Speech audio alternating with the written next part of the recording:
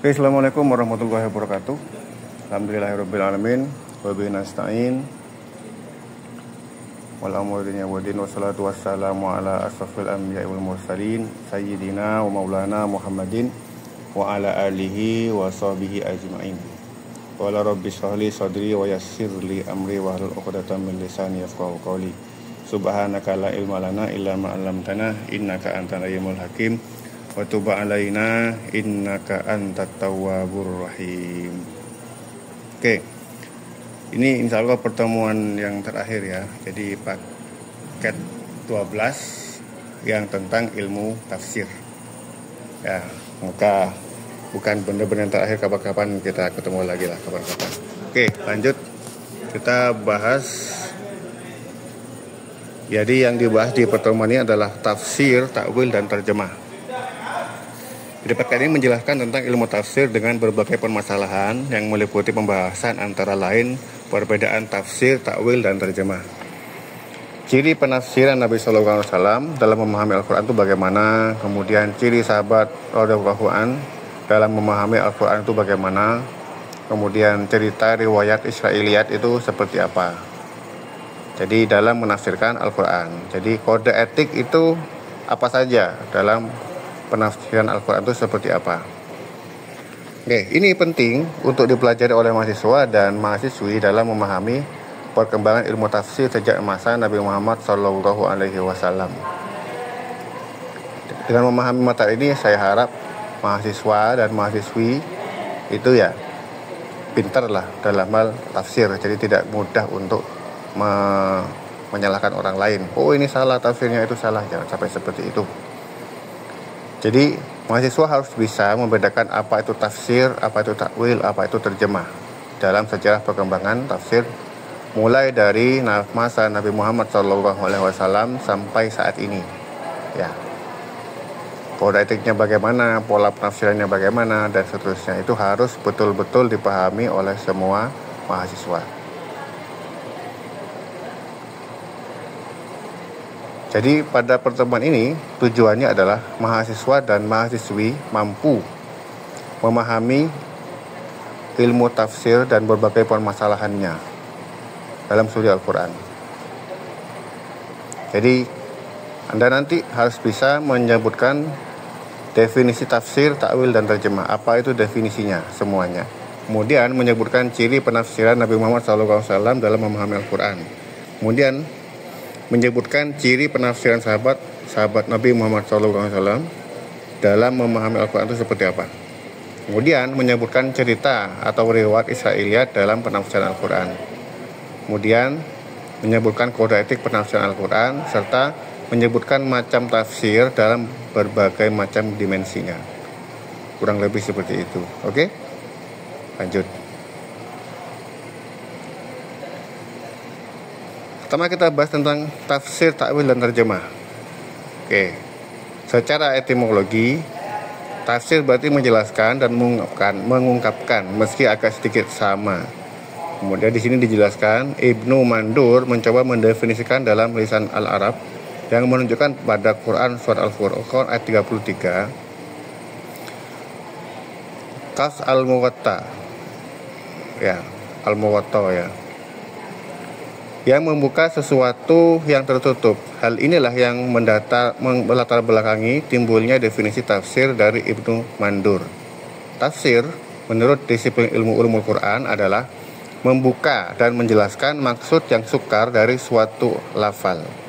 Dari sini, lahir berbagai pendapat dari para pakar ilmu tafsir yang melahirkan istilah al-idah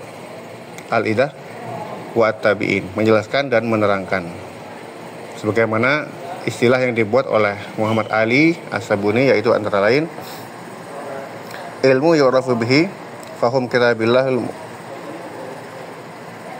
al-munazzali ala nabiyyihi Muhammadin sallallahu alaihi wasallam wa bayanu ma'anihi wa istikhraju ahkamihi wa hikamihi, yaitu ilmu yang digunakan untuk memahami kitab Allah yang diturunkan kepada nabinya Muhammad sallallahu alaihi wasallam dan menjelaskan makna-maknanya dan mengeluarkan hukum-hukum dan hikmah-hikmahnya.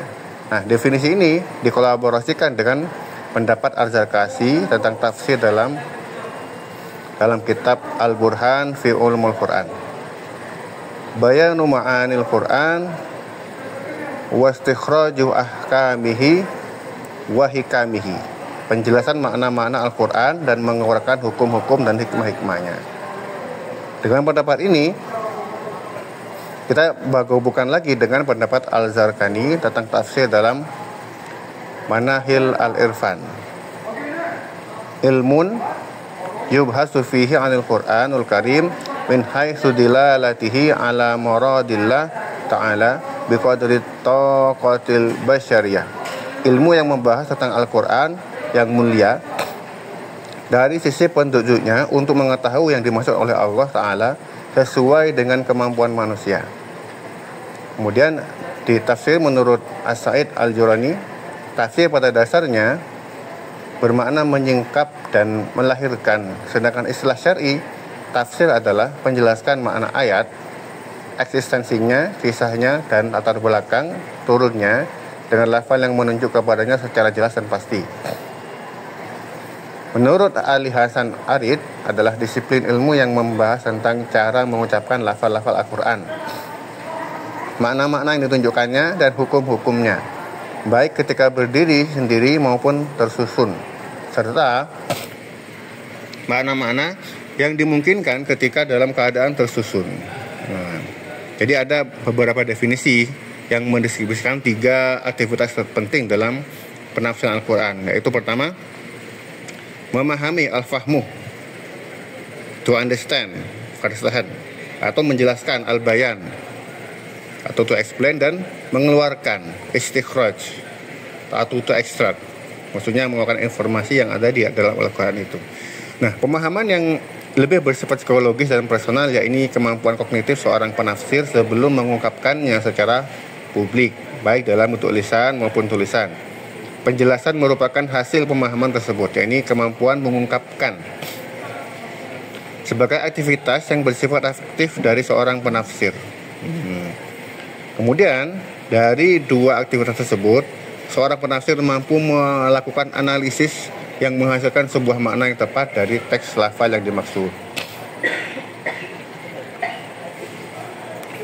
Berbagai definisi tafsir di atas dapat disimpulkan bahwa tafsir adalah berbagai aktivitas yang berupaya menyingkap makna yang paling jelas dan tepat di antara makna yang dimuat oleh teks lafal dalam ayat Al-Quran, sehingga berfungsi sebagai penjelas pesan Allah. Karena itu, selama ini tafsir biasanya digunakan untuk menyingkap makna-makna yang muhkam dan bersifat tekstualis. Bagaimana dengan takwil? Takwil menurut bahasa berasal dari kata awwalah yang memiliki arti kembali dan berpaling. Takwil menurut istilah antara lain makna-makna yang tersembunyi dan terselubung yang bersifat spiritual yang dimuat oleh ayat-ayat Al-Quran yang mulia dan diistinbatkan oleh para ulama dan para arif. Sebagian ulama berpendapat takwil ialah penjelasan salah satu makna yang dimuat oleh lafal. Kemudian menurut As-Sa'id Al-Jurjani, takwil ialah mengalihkan makna teks lafal kepada salah satu makna konteks lafal yang sesuai dan tidak bertentangan dengan Alkitab dan As-Sunnah. Menurut versi Al-Habsyi As-Sikti, takwil adalah menerangkan salah satu makna yang dapat diterima oleh lafal. Dari berbagai terminologi tersebut di atas, maka pengertian takwil adalah memalingkan lafal dari makna yang zahir kepada yang muhtamil, yang maknanya tidak bertentangan dengan Al-Quran dan As-Sunnah. Contohnya seperti aplikasi penggunaan takwil dan tafsir dalam memahami makna yukhrijul hayyah minal mayyiti. Yukhriju mengeluarkan hayah hidup minal mayyiti dari mati.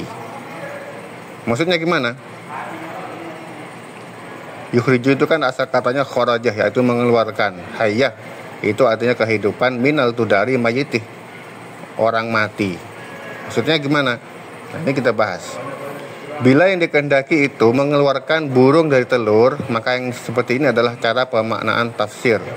Akan tetapi, bila yang dikehendaki itu mengeluarkan orang mukmin dari orang kafir, atau mengeluarkan orang yang pandai dari orang yang bodoh, maka ini adalah cara pemaknaan dari takwil. Jadi takwil adalah makna yang diambil dari konteks lafal yang dimuat oleh banyak makna yang terkandung dalam teks ayat Al-Quran. Takwil biasanya digunakan untuk menyingkap makna-makna ayat yang mutasyabih. Karena ada ayat yang muhkam, ada mutasyabih. Muhkam itu yang jelas, mutasyabih itu enggak jelas. Artinya kita saja yang tidak mampu menjelaskan itu semua. Karena keterbatasan manusia. Ya bukti ya kalau manusia itu bodoh, ya yang nggak bisa apa-apa. Nah, penafsiran yang bersifat kontekstual atau bersifat esoterik ya, baik yang bersumber dari rasio atau intuitif. Kemudian bagaimana perkembangan tafsir dan takwil? Fenomena penafsiran birra'i atau yang menggunakan akal pikiran atau ijtihadi tidak bisa dihindari karena ada dua jenis teks syariah. Teks yang sejalan dengan tuntutan rasio dan teks yang kontras dengan rasio. Rasio itu maksudnya pola pikir manusia. Bila menemukan jenis teks kedua, maka harus menggunakan takwil. Nah, kebutuhan itu harus diakui oleh Al-Qurtubi. Juga diakui oleh Al-Qurtubi. Sampai bisa cek tafsir Al-Qurtubi, di situ ada. Itu didasarkan atas kenyataan adanya pertimbangan-pertimbangan linguistik, majas dan kawan-kawannya itu. Kemudian ada hukum dan sebagainya. Karena dalam kenyataannya Al-Quran diturunkan dalam dialek Quraisy, yang berarti bahwa orang-orang Arab lain mengalami kesulitan dalam memahami ayat-ayat yang menggunakan kata-kata dan frasa khas Quraisy. Nah, kompleksitas ini yang terkait dengan makna sering membuat sulit sampai pada makna universal yang dapat diterima oleh masyarakat luas. Jadi orang Quraisy itu paham, tapi orang yang non Quraisy itu kesulitan memahami Al-Quran juga. Nah, maka gimana caranya hal-hal kesulitan itu dijelaskan secara detail. Karena itu istilah tafsir dan takwil bagi kedua tipe penafsiran tekstual dan kontekstual untuk periode kemudian memiliki pengembangan makna yang cukup signifikan. Jadi di sini takwil memiliki makna teknis dari istilah tafsir. Tafsir lebih berkonotasi kepada riwayah, narasi, tradisi, teks dan lain sebagainya. Sementara takwil lebih berkonotasi kepada diroyah, pemahaman rasional ijtihad para ulama. Jadi yang banyak mikirnya di sini adalah di sisi takwilnya. Kalau di sisi tafsirnya kita cenderung kepada riwayat para ulama terdahulu. Jadi tafsir mewariskan pengetahuan dari waktu ke waktu, sementara takwil terlibat memberikan pilihan untuk satu makna atas makna lainnya, baik didukung atau tidak didukung oleh bukti tekstual atau linguistik.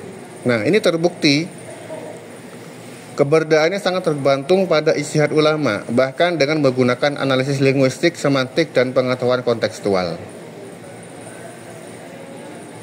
Contohnya ya seperti ar-rijalu qawwamuna 'alan nisa. Apakah itu menunjukkan tentang kepemimpinan presiden misalkan? Jelas tidak. Karena kita harus tahu konteks bagaimana ayat itu turun. Ar-rijalu qawwamuna 'alan nisa itu bersumber dari seorang laki-laki yang ingin berkumpul dengan istrinya enggak mau, kemudian protes kepada Nabi, yang protes istrinya kan ya. Muncul ar-rijalu qawwamuna 'alan nisa. Jadi itu bahas tentang bab ranjang, bukan bab kepemimpinan. Itu harus dipahami betul.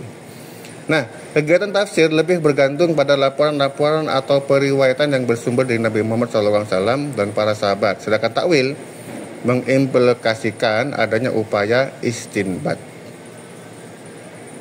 Tapi kalau ayat tadi yang ar-rijalu qawwamuna 'alan nisa itu berarti yang menentukan adalah laki-laki. Tapi pemimpin yang baik yang seperti apa? Ya harus mendengar kepada pendapat istrinya.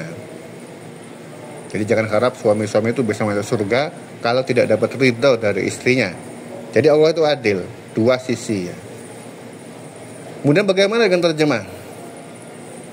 Keberhasilan dakwah sangat erat dengan kedekatan dai dengan umatnya. Seorang dai lahir dari sebuah lingkungan tertentu akan paham dengan sempurna masalah-masalah yang dialami oleh kaumnya dalam lingkungan itu. Sehingga dalam menjelaskan pesan yang terdapat dalam Al-Quran itu harus ada solusi yang mudah diterima dan dipahami. Dan salah satu aktivitasnya yaitu dengan memahami kebahasaan yang erat dengan terjemah. Dalam perspektif bahasa, terjemah, tarjim kalau bahasa Arabnya ya, merupakan proses memindahkan dari suatu bahasa ke bahasa lain. Naqalah min lughatin ila ukhra. Ya, ini yang menerangkan dengan bahasa lain. Sedangkan menurut terminologinya, sebagaimana pendapat Ad-Dahabi, adalah pengalihan bahasa terhadap ayat-ayat Al-Quran dengan bahasa lain yang berdasarkan susunan kalimatnya secara benar dan tepat, agar bisa dipahami artinya secara benar dan tepat pula. Jangan sampai salah paham.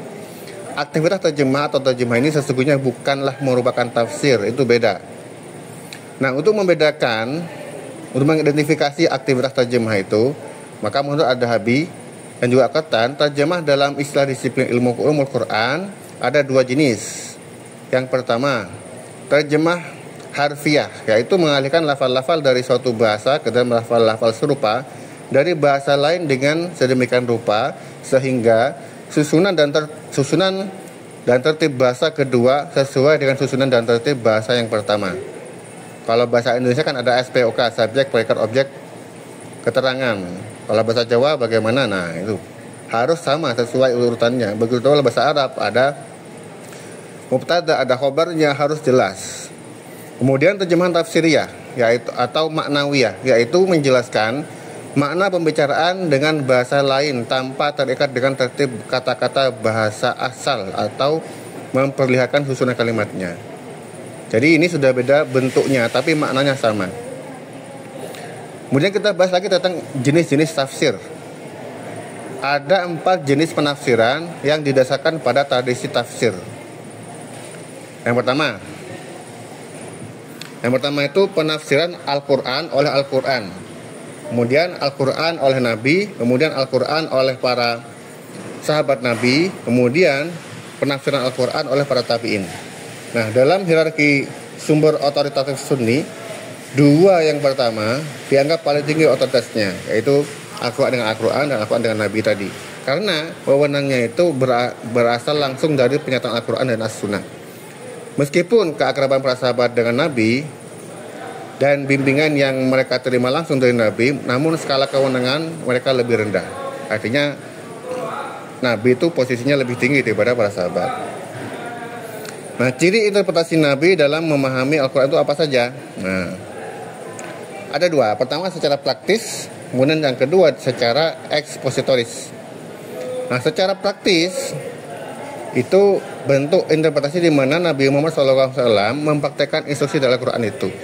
Sedangkan secara ekspositoris adalah interpretasi di mana Nabi Muhammad SAW menjelaskan apa yang dimaksud ayat tersebut. Jadi satu itu mempraktekkan, satu lagi menjelaskan. Nah, secara praktis itu disebut tidak langsung.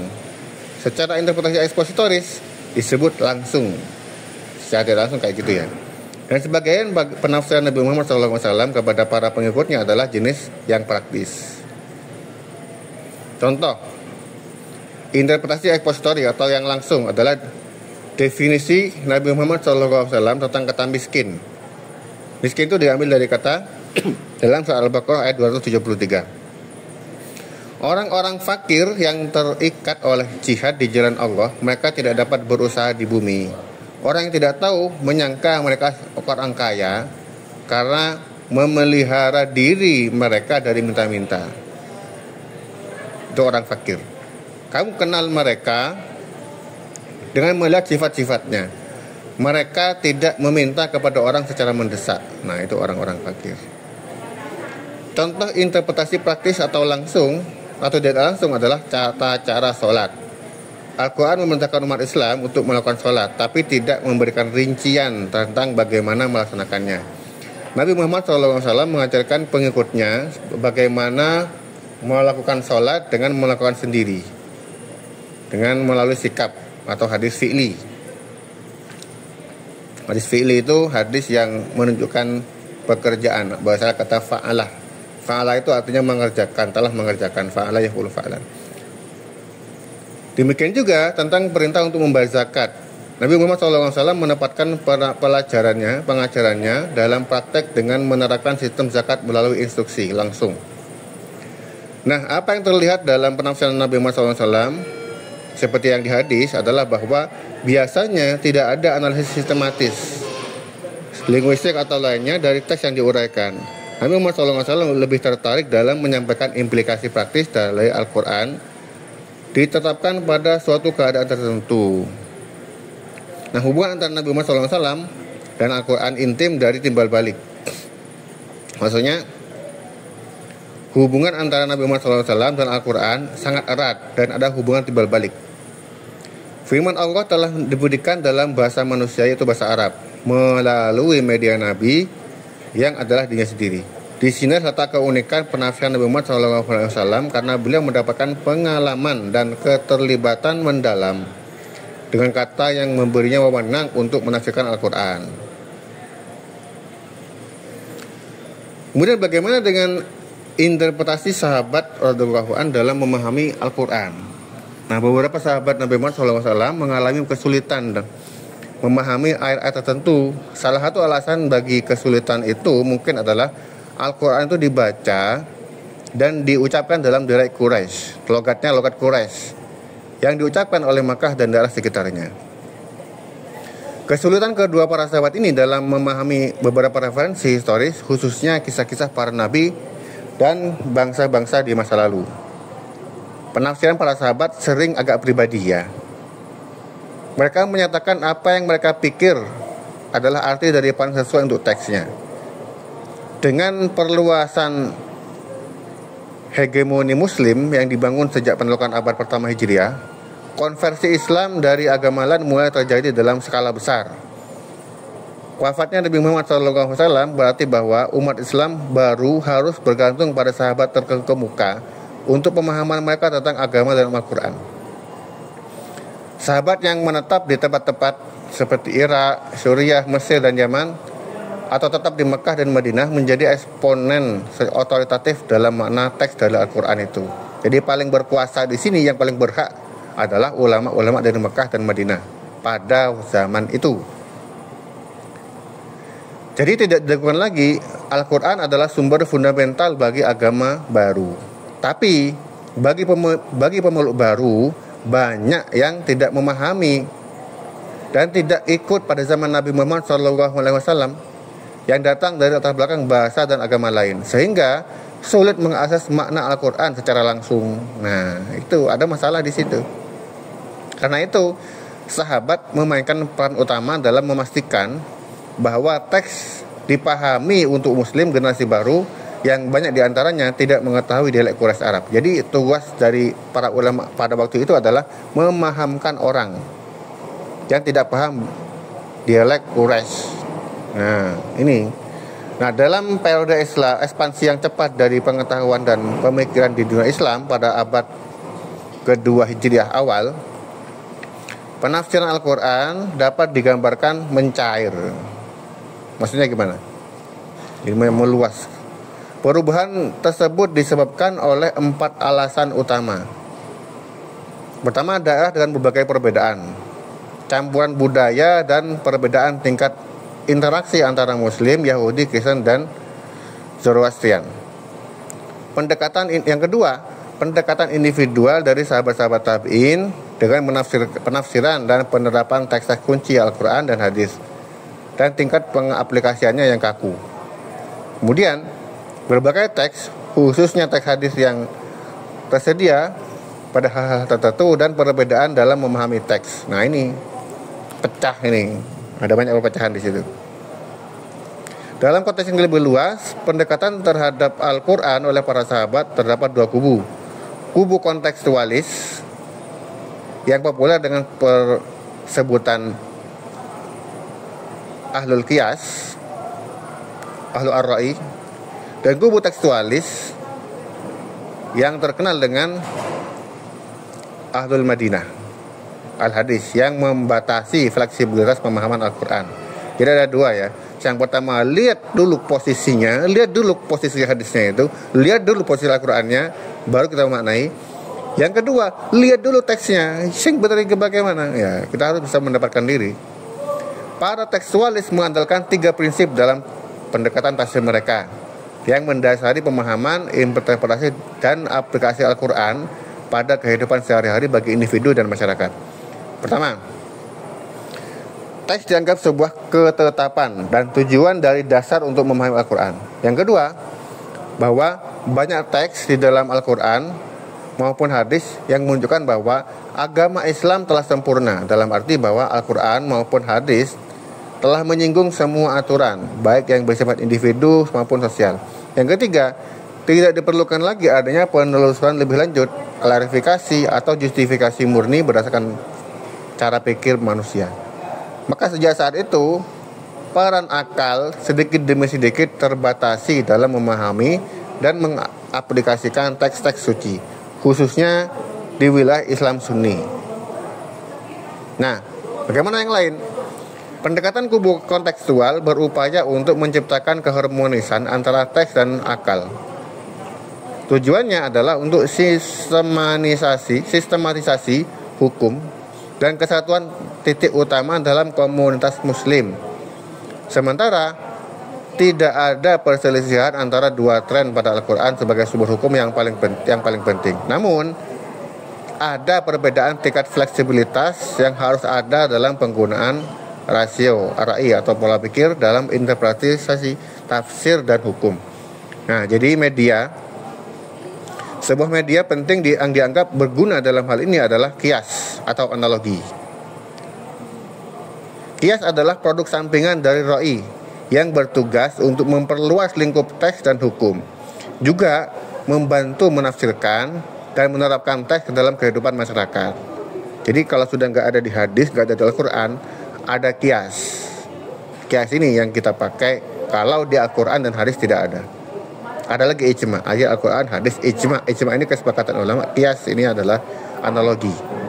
Dengan demikian, maka sumber penafsiran Al-Quran pada masa sahabat adalah Al-Quran, hadis, ijtihad ulama, dan ahli kitab. Penafsiran pada masa sahabat ini telah terjadi penafsiran bil ra'i, tetapi harus memiliki syarat. Pertama, orang yang menafsirkan itu paham bahasa Arab, paham tata bahasa Arab. Jadi nahwu sorof lewat ya. Sampai nggak ngerti ini, jangan sekali-kali menafsirkan Al-Quran. Kemudian mengenal budaya dan karakter Arab, harus paham budaya Arab gimana. Jadi kayak budaya Arab itu contohnya seperti ada dalam Al-Quran itu jangan mengurung burung di sangkarnya. Jadi ada kebiasaan budaya di Arab itu, kalau mau gambling itu berdasarkan burung dilepas mau arah ke mana, kalau ke kanan dia lanjut, kalau ke arah kiri dia enggak. Jadi enggak benar. Yang benar itu kan harus istikharah kan. Kalau kita ada bingung, kita harus istikharah. Ayatnya enggak ada bahasan tentang itu sama sekali. Artinya kalau sama enggak paham budaya Arab, jangan menafsirkan sembarangan. Kacau betul. Kemudian yang ketiga, mengenal keberadaan kaum Yahudi dan Nasrani di Jazirah Arab pada waktu turunnya Al-Quran. Kemudian yang keempat, penguasanya terhadap Al-Quran termasuk asbabun nuzul, harus paham betul asbabun nuzulnya.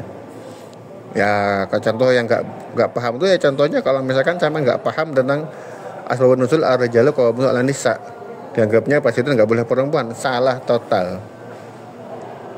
Kemudian yang menjadi pemicu melemahnya penafsiran bil riwayah. Pertama, ada pemicu lemahnya. Kenapa kok tafsir bil riwayah itu mulai lemah? Pertama, banyak hadis palsu dalam penafsiran Al-Quran. Ada fanatik mazhab atau aliran, banyak palsunya ya.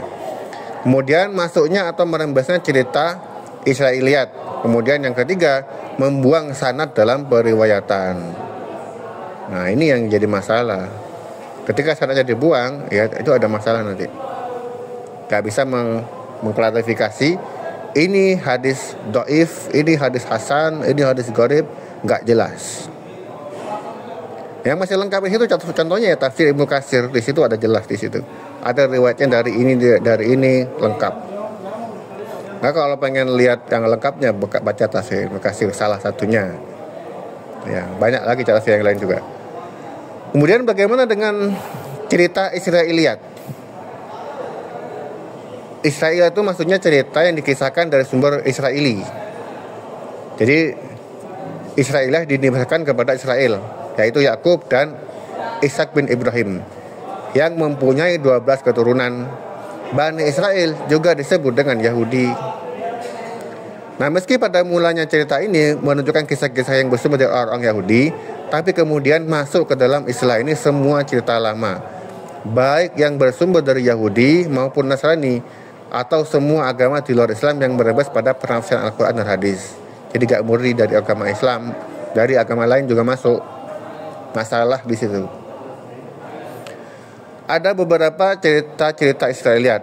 Nah, dari segi sah atau tidaknya terdiri dari dua. Ada yang sahih, maka boleh diriwayatkan. Ada yang tidak sahih, maka ini tidak boleh diriwayatkan. Kemudian dari segi sesuai atau tidaknya dibagi dua. Ada yang sesuai dengan syarak, maka boleh diriwayatkan atau mengambilnya. Ada yang tidak sesuai dengan syarak, maka tidak boleh diriwayatkan. Kemudian dari segi materi ada 3 jenis. Yang pertama berhubungan dengan akidah, yang kedua berhubungan dengan syariah atau hukum, yang ketiga berhubungan dengan nasihat atau peristiwa atau kejadian yang tidak berkaitan dengan akidah ataupun hukum. Nasihat lah kasarnya seperti itu. Apa hukumnya meriwayatkan cerita Israiliyat? Laqad kana fi qatasihim ibratan liulil albab, maka hadisai yuftara walakin tasdiqal ladzi baina yadayhi wa tafsila kulli syai' wa hudaw wa rahmatan liqaumin yu'minun. Surat Yusuf ayat 111. Sesungguhnya pada kisah-kisah mereka itu terdapat pengajaran bagi orang-orang yang memiliki akal.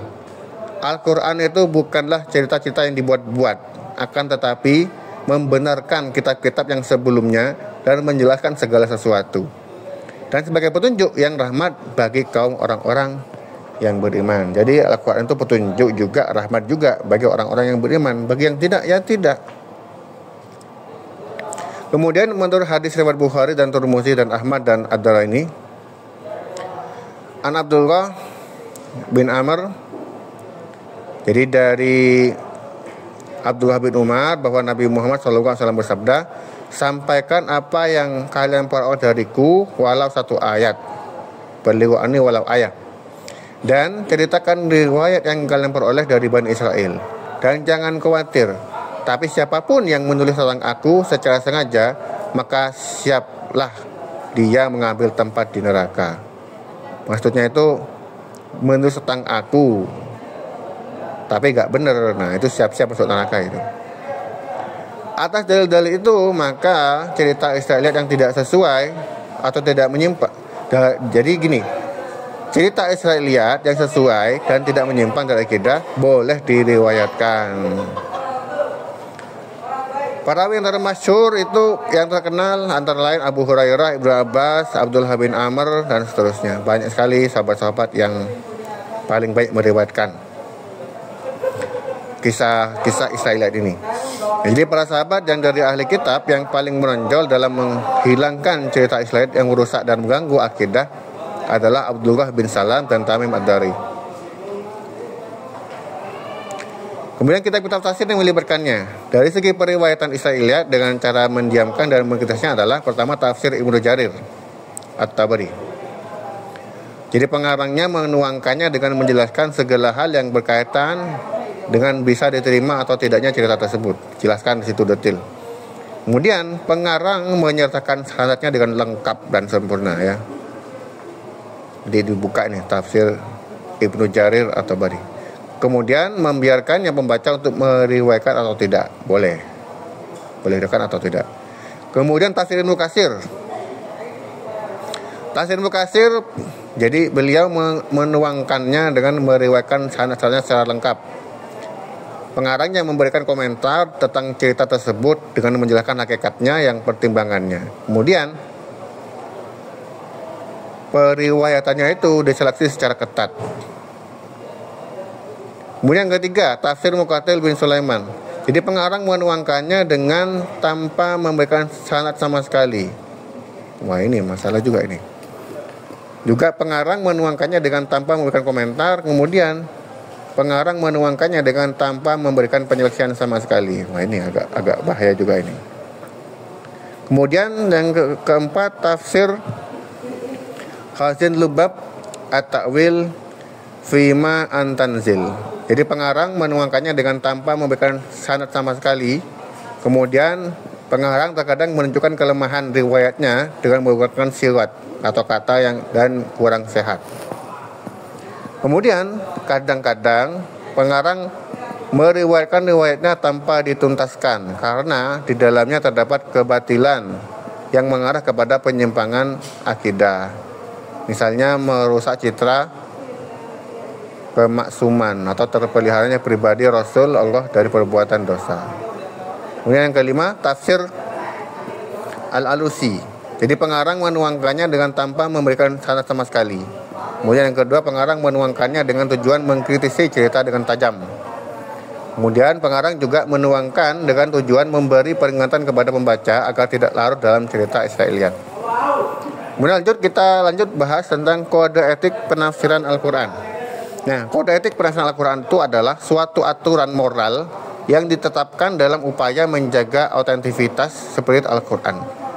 Al-Quran dan etika penafsiran Al-Quran itu tersebut dimaksudkan sebagai salah satu sarana penyaring atau seleksi terhadap pola kerangka berpikir dan metode penafsiran yang tidak sejalan dengan spirit pesan Allah dalam Al-Quran, demi menjaga validitas hasil pemikiran, pemahaman, dan penafsiran Al-Quran.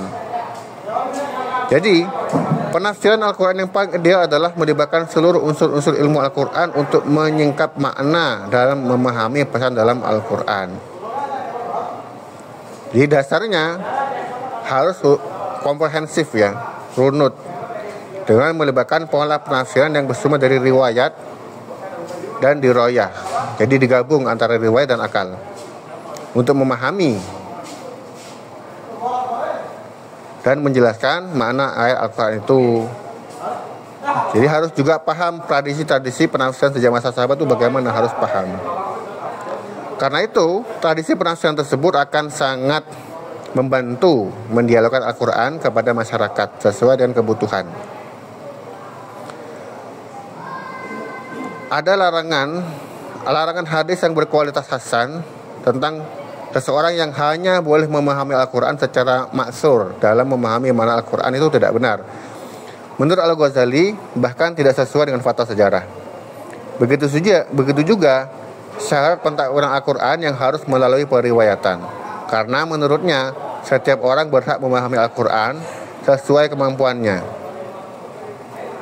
Larangan Nabi Muhammad SAW dalam hadis tersebut hanya mengangkut dua hal. Pertama, bila bersifat subjektif dan emosional. Jadi kalau sudah subjektif, ini menggiring pada penakwilan Al-Quran disesuaikan dengan keinginannya atau untuk kepentingan pribadinya. Ini tidak boleh.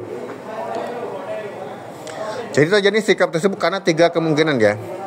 Jadi penafsir itu mengerti makna Al-Quran tapi sengaja mengambil ayat-ayatnya untuk mendukung penyelewengan yang dilakukan. Padahal dia tahu bahwa yang dimaksud Al-Quran bukan itu, tapi hanya untuk mengelabui lawannya. Yang kedua, penafsir tidak paham makna Al-Quran, tapi bila ayat tersebut membuat berbagai makna, maka ia cenderung memihak kepada makna yang sesuai dengan tujuan pribadinya. Ini tidak boleh. Kayak pohon beringin itu tidak boleh itu. Kemudian yang ketiga, adanya tuntutan untuk mencari dalil dari Al-Quran itu untuk mencari dukungan untuk membenarkan tujuannya. Ini tidak boleh. Nah, yang kedua,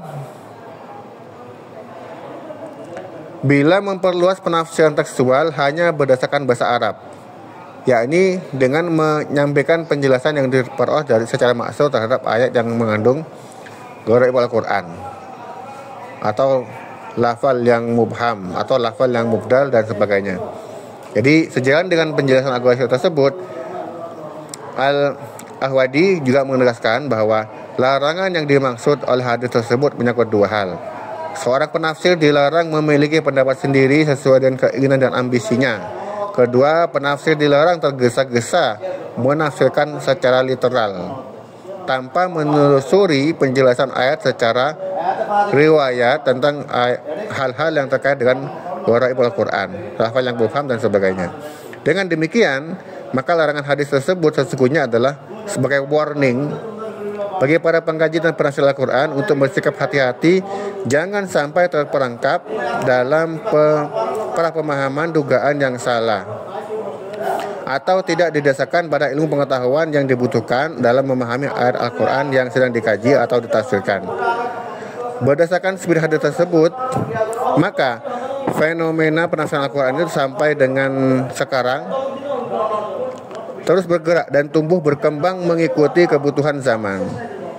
Maka yang perlu dipertimbangkan adalah pertama, kebebasan dalam menafsirkan Al-Quran.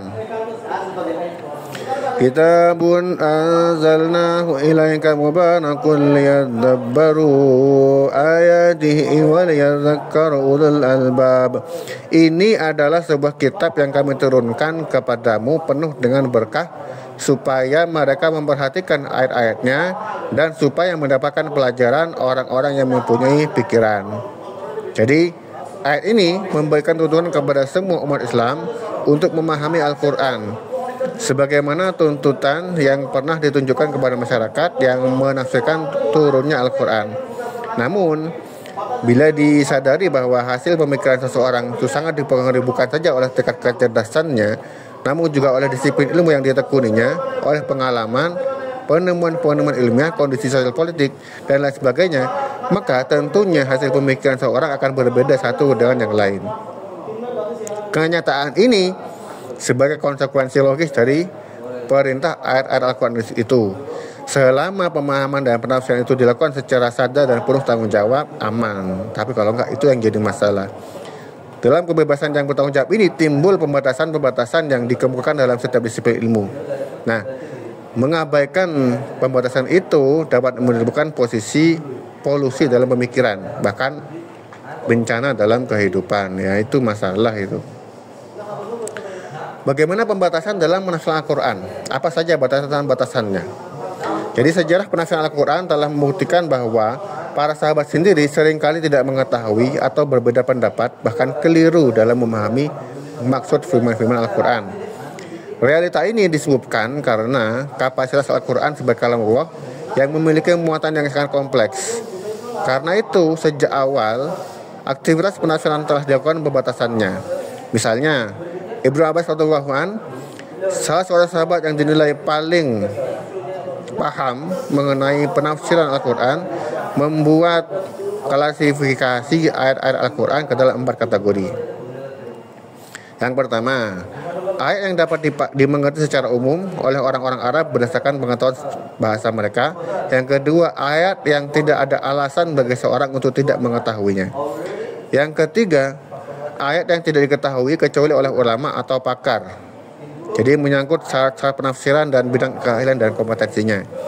Yang keempat, ayat yang tidak diketahui kecuali oleh Allah, menyangkut materi ayat metafisika. Nah, dari klasifikasi tersebut maka ditemukan 2 kategori batasan dalam aktivitas penafsiran, yaitu materi ayat yang tidak mampu dijangkau oleh manusia dan menyangkut ketentuan yang harus diikuti oleh seorang penafsir. Karena itu, ayat yang memuat materi metafisika ini tidak boleh ditafsirkan. Sedangkan yang menyangkut syarat atau kapabilitas seorang penafsir, maka seseorang tidak boleh menafsirkannya kecuali memiliki kriteria penafsir. Apa saja? Yang pertama, paham bahasa Arab dalam berbagai bidangnya. Kemudian paham ulumul Quran, sejarah turunnya Al-Quran, hadis dan usul fiqh. Kemudian mengetahui pengetahuan tentang prinsip-prinsip pokok keagamaan. Kemudian memiliki pengetahuan tentang disiplin ilmu yang menjadi materi bahasan ayat. Misalkan biologi, ya Anda paham biologi, kalau di ayat Al-Quran tentang menjelaskan tentang biologi. Nah, faktor-faktor ini mengakibatkan adanya pembatasan dalam penafsiran Al-Quran, menyangkut perincian penafsiran khususnya dalam 3 bidang: sosial, pengetahuan, dan bidang bahasa. Karena itu, agar valid tafsirnya, perlu ada interrelasi antar pakar dalam penafsiran Al-Quran itu. Di samping itu, perlu diperhatikan juga asas dan kode etik penafsiran bagaimana ditulis oleh Ali As-Sabuni mengenai kriteria pola penafsiran yang berkembang saat ini. Karena pada intinya, pola penafsiran sejak masa sahabat Nabi hingga kini antara lain tafsir bir-riwayah atau tafsir bil-maksur, tafsir bi-ad-dirayah, tafsir bir-ra'i, dan tafsir bil-isyarah. Bil-isyarah. Kode etiknya, pertama, menghindari hadis dan riwayat yang dhaif dan maudhu. Kemudian selektif terhadap riwayat yang bersumber dari Israiliyat. Nah, kode etiknya bir-ra'i bagaimana? Pertama, menukil dari sunnah Nabi Muhammad SAW dengan menghindari yang dhaif dan maudhu. Kemudian merujuk kepada pendapat sahabat Nabi yang memiliki otoritas marfu. Kemudian merujuk pada makna bahasa Arab yang umum. Yang keempat, sesuai dengan makna kalam dan maksud syarak. Di samping itu, kriteria penafsiran yang valid yang didasarkan atas ROI harus menghindari 4 kategori. Yang pertama, interpretasi dari teks hanya dengan mengandalkan pendapat pribadi tanpa memperhatikan bukti-bukti linguistik sejarah atau kontekstual. Ini tidak boleh. Kemudian, ketika makna diterapkan pada teks untuk alasan atau tujuan pribadi, yaitu untuk ketika penafsir mencari pembenaran untuk pandangan tertentu, maka ia dapat memberikan teks arti yang sesuai dengan tujuan pribadi. Nah, ini masalah juga, nggak boleh. Yang ketiga, ketika teks memungkinkan untuk memiliki makna 2 atau lebih dan penafsir memilih satu tanpa memperhatikan konteks dan teks lain, nah ini juga masalah. Kemudian, ketika seorang individu memiliki gagasan sebelumnya dan bermaksud untuk mendukung dan memperkuat ide tersebut, maka ia memilih teks Al-Quran. Dalam kasus ini, berarti dia memaksakan makna tertentu pada teks, bukan mencari arti yang paling sah. Itu juga tidak boleh. Kemudian kode etik tafsir bil-isyari. Nah, ada beberapa. Yang pertama, tidak menyimpang dari zahir teks. Kemudian tidak berpendapat bahwa yang dimaksud Al-Quran itu hanya makna batinnya saja, itu nggak boleh. Kemudian pentakwilan maknanya tidak jauh dari yang dikandung lafal. Kemudian tidak bertentangan dengan syarak agama dan akal logika. Kemudian tidak menimbulkan kekecauan terhadap pemahaman umat beragama. Lanjut ke jenis-jenis tafsir dalam berbagai dimensinya. Jadi perkembangan tafsir Al-Quran sejak masa Nabi Muhammad SAW, para sahabat sampai dengan zaman kini terdapat diklasifikasi menjadi 2 kategori, baik dari segi metodologi ataupun karakteristik. Secara metodologi, aktivitas penafsiran ditinjau dari sisi sumber penafsirannya, cara penjelasannya, cara menentukan sasaran dan susunan ayat-ayat yang ditafsirkannya, serta keluasan penafsirannya. Sedangkan karakteristik penafsiran dapat ditelusuri dari sisi kecenderungan penafsir dalam menunjukkan karya penafsirannya. Oke. Kalau dilihat dari sumbernya, maka tafsir bisa dibagi menjadi tafsir bil maksur. Jadi rangkaian keterangan dapat dalam Al-Quran, As-Sunnah, dan kata-kata sahabat sebagai keterangan penjelas. Kemudian tafsir bil ra'i. Jadi tafsir diraya, tafsir ra'i atau tafsir dengan akal berdasar pada ijtihad adalah tafsir yang dalam menjelaskan maknanya, mufassirnya hanya berpegang pada pemahaman sendiri dan penyimpulannya didasarkan pada ra'i, di samping berdasarkan pada yang sahih, kaidah yang murni dan tepat. Kemudian yang ketiga, tafsir bil iktirani. Pola penafsiran bil iktirani adalah pola penafsiran integratif yang menggabungkan tafsir bil ma'sur dan tafsir bil ra'i.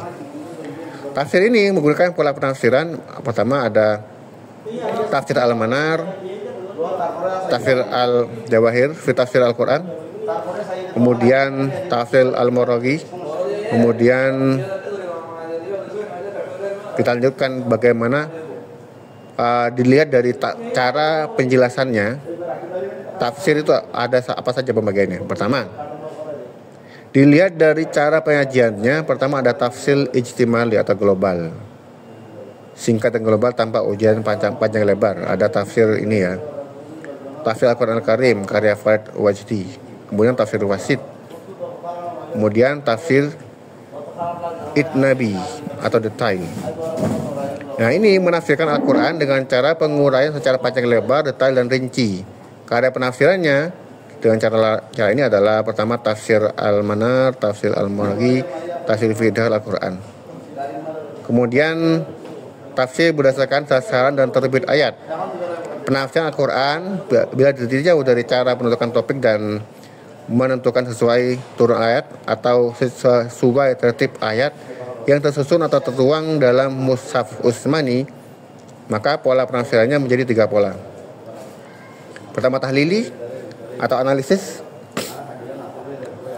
yaitu menafsirkan ayat Al-Quran sesuai dengan urutan yang tersusun dalam Mushaf Utsmani dengan memaparkan segala aspek yang terkandung di dalam ayat yang ditafsirkan serta menerangkan mana-mana yang tercantum di dalamnya sesuai keahlian dan kecenderungan penafsir. Cirinya, penafsir berusaha menjelaskan makna yang terdapat di dalam ayat Al-Quran secara komprehensif dan menyeluruh, baik maksud maupun ra'i.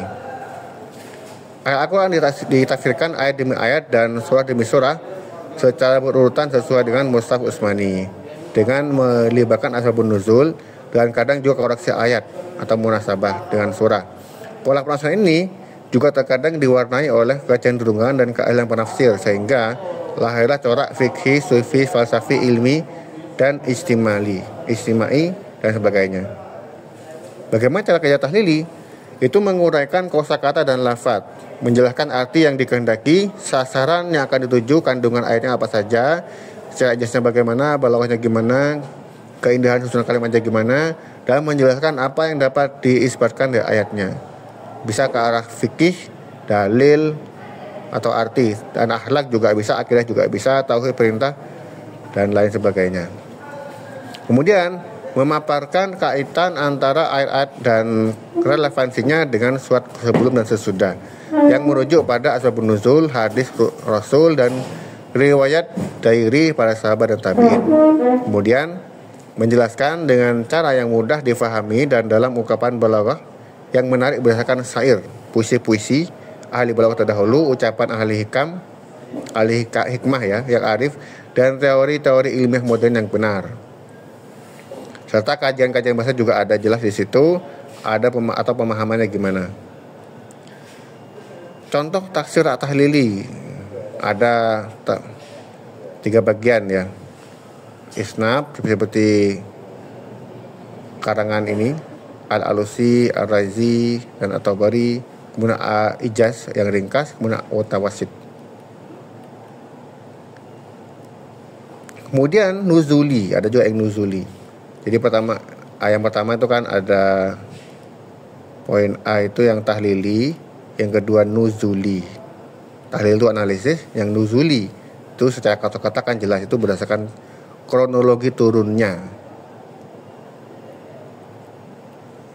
Kemudian yang ketiga adalah mau'udhu'i. Metode ini digunakan oleh mufassir dalam menafsirkan ayat Al-Quran dengan cara menghimpun seluruh ayat-ayat yang berbicara tentang satu kaidah atau masalah atau maudhu atau tema, serta mengarah kepada satu pengertian dan satu tujuan berdasarkan kronologis yang melihat asbabun nuzulnya. Yang maudhu ini dilakukan dalam rangka memberikan konsep Al-Quran yang terkait dengan tema kehidupan secara komprehensif. Jadi ada maudhu itu ada yang induktif, ada yang deduktif. Cara kerjanya pertama dipilih masalahnya, kemudian dilacak ayat-ayat yang berkaitan, kemudian disusun ayat tersebut secara berurutan menurut kronologi masa turunnya, kemudian hubungannya apa masing-masing ayat, disusun tema bahasannya bagaimana, kemudian dilengkapi pembahasannya dengan hadis, kemudian dipelajari ayat tersebut secara tematik. Karanya ini. Kemudian yang keempat ada berdasarkan cara penjelasannya itu ada beberapa tafsir ya. ada tafsir bayani atau deskriptif, kemudian ada muqarron yaitu komparatif, kemudian apa ini ya, langkah-langkahnya itu ada di sini, perbandingan ayat, berarti menghimpun redaksi yang mirip, kemudian perbedaan ungkapannya bagaimana dijelaskan di situ, kemudian bandingkan ayat dengan hadisnya bagaimana dibandingkan satu-satu, kemudian dibandingkan pendapat para penafsir. Nah, kemudian tafsir berdasarkan coraknya. Corak itu pertama tafsir bercorak fikih. Ya orangnya emang ahli fikih. Ya wes. Kemudian ada corak i'tiqadi. Karena kecenderungannya penafsiran pada masalah teologis, cenderung bersifat rasional. Nah, kemudian ada tafsir bersifat sufi. Nah, kemudian tafsir bersifat falsafi, kemudian bersifat lughawi atau adabi. Nah, ini. Kemudian bersifat ilmi. Kemudian lanjutnya tafsir yang bercorak adab al-ijtima, karena dia fokus kepada fenomena sosial dan budaya yang ada. Kemudian tafsir muasir atau bercorak kontemporer, jadi menjawab program global. Jadi itu tadi pembahasan tentang jenis-jenis tafsir. Pendekatan ini harus memperhatikan 3 hal. Jadi ini para penafsir itu manusia, pasti ada salahnya. Kemudian penafsiran itu tidak lepas dari bahasa, sejarah, dan tradisi, itu harus paham. Kemudian tidak ada teks yang menjadi wilayah bagi dirinya sendiri. Nah, itu yang dipertimbangkan. Oke, ini rangkumannya. Tugas untuk kalian adalah membuat video yang menjawab pertanyaan-pertanyaan yang ada di sini sebagai latihan. Jadi silakan jelaskan perbedaan tafsir dan takwil dan terjemah, kemudian sebutkan keunikan penafsiran Nabi Muhammad SAW.